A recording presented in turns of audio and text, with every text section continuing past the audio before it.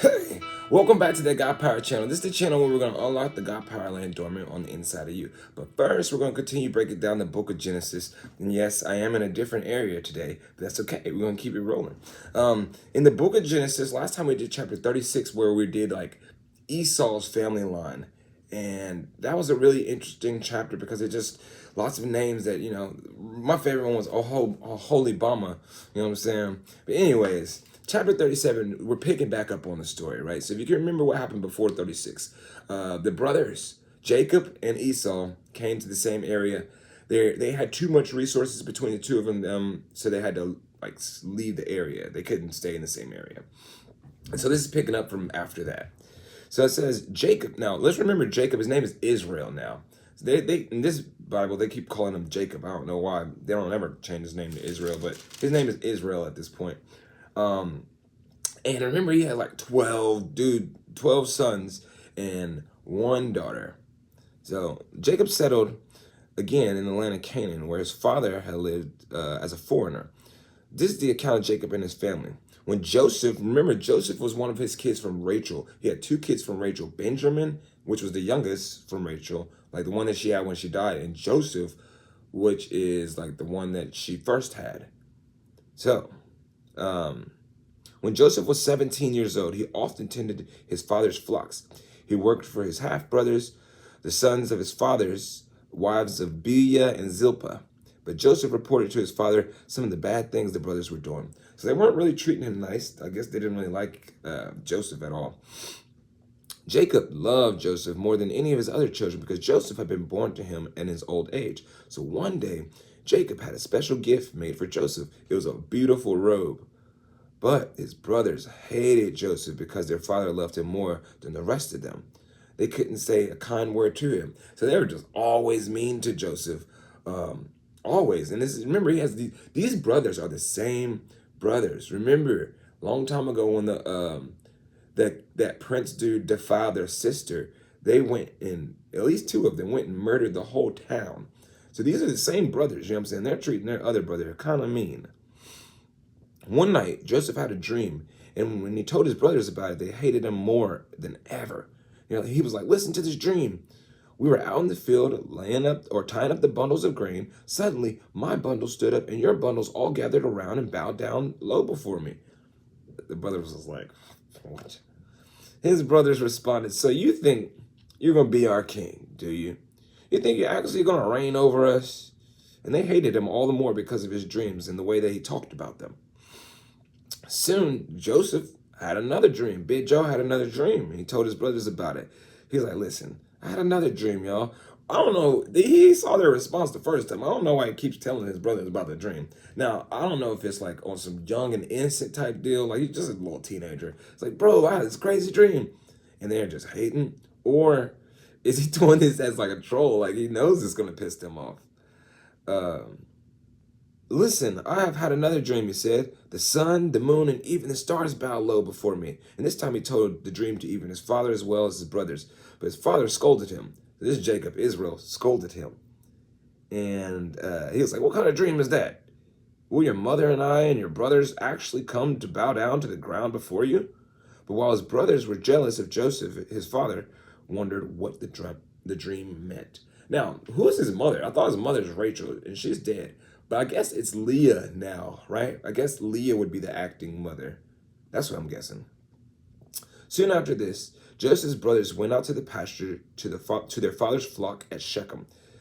When they had been gone for some time, Jacob said to Joseph, your brothers are pasturing the sheep at Shechem. Get ready and I'll send you to them. And then Joseph, Big Joe, was like, I'm ready to go. And then he was like, go and see your brothers in the flocks and how they're getting along. Then come back and bring me a report. So Jacob sent him on his way, and Joseph traveled to Shechem from their home in the valley of Hebron. So he's just going to go check on his brothers, seeing how they're tending to the flocks, supposedly just come back, give Israel, Jacob, a report, his pops. So when he arrived there, a man from the area noticed him wandering around in the countryside. He was like, what are you looking for? He's like, I'm looking for my brothers. And he was like, do you know where they are pasturing the sheep at? And the man told him, they moved on from here, but I heard them say, let's go on up to Dathan. So Joseph followed his brothers to Dathan and found them there. When Joseph's brothers saw him coming, they recognized him in the distance. As he approached, they made plans to kill him. These are the same murderers that killed the whole town, so it's not out of their character to act like this at all. They're like, here comes the dreamer. Come on, let's kill him and throw him into one of these cisterns. I'm guessing a cistern is like a well or something like that. I'm gonna look it up after this, but that's what I'm thinking. It's like a well or something. Anyways, we could tell our father a wild animal has eaten him. Then we'll see what becomes of his dreams. So they really hate him just because of these dreams. And that's crazy. But when Reuben, and remember Reuben is the oldest dude, he's the oldest son. When Reuben heard of their scheme, he came to Joseph's rescue. He's like, let's not kill him. Why should we shed any blood? Let's just throw him into the empty cistern here into the wilderness. Then he's going to die without us laying a hand on him. Reuben was secretly planning to go rescue Joseph and return him to his father. So Reuben knows how his brothers get down. You know what I'm saying? I think he was actually one of the ones who got in trouble for murder in the town. So I don't think he wants any more blood on his hands, especially not his own brother. So he's going to actually rescue Big Joe. Joseph arrived, and then his brothers ripped off his beautiful robe that he was wearing. They grabbed him and they threw him into the cistern. Now the cistern was empty. There's no water in it. That's why I think it's a well, right? Then, just as they were sitting down to eat, they looked up and they saw a caravan of camels in the distance coming down towards them. It was a group of Ishmaelite traders taking a load of gum, balm, and aromatic resin from Gilead to Egypt. Now, when they say gum, do they mean like chewing gum? And if so, when did chewing gum start? I don't know. It's just a random thought. I don't know. Anyways, but Ishmaelite traders, to me, that's all right. Remember who Jacob is, y'all. All right, Jacob and his brother, Esau, right? Who was their pops? Ishmael and Isaac, right? So these traders are kind of like their cousins, distant cousins, right? And so the traders came down, right? And Judah, one of the brothers, we know Judah, he said to his brothers, he's like, what will we gain by killing our brother? We'd have to cover up the crime. Instead of hurting him, let's sell him to these Ishmaelite traders. After all, he is our brother, our own flesh and blood. And the rest of the brothers agreed. So when the Ishmaelites, who were Midianite traders, came by, Joseph's brothers pulled him out of the cistern and sold him for 20 pieces of silver. And the traders took him to Egypt. These brothers are mean, bro. Big Joe's probably not going to have the best, you know what I'm saying? I don't know how he's going to feel about them. Sometime later, Reuben, the one that was going to come rescue him, the oldest, returned to get Joseph out the cistern. But when he discovered that Joseph was missing, he tore his clothes in grief. He was like, no! Then he went back to his brothers and lamented, the boy is gone. What will I do now? And then the brothers killed a young goat, dipped Joseph's robe in its blood, and they sent the beautiful robe to their father with this message. Look what we found. Doesn't this robe belong to your son?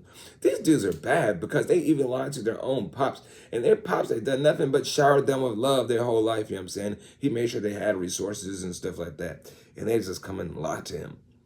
Their father recognized it immediately. He's like, yes, it's my son's robe. A wild animal must have eaten him. Joseph has clearly been torn to pieces. Then Jacob tore his clothes and dressed himself in burlap. He was like, no! And he dressed himself in burlap. I guess is what you wear like during a funeral. But he mourned deeply for his son for a long time.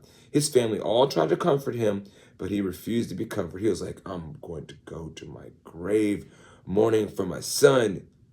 And then he would just say that and just sit there and just cry, weep, right?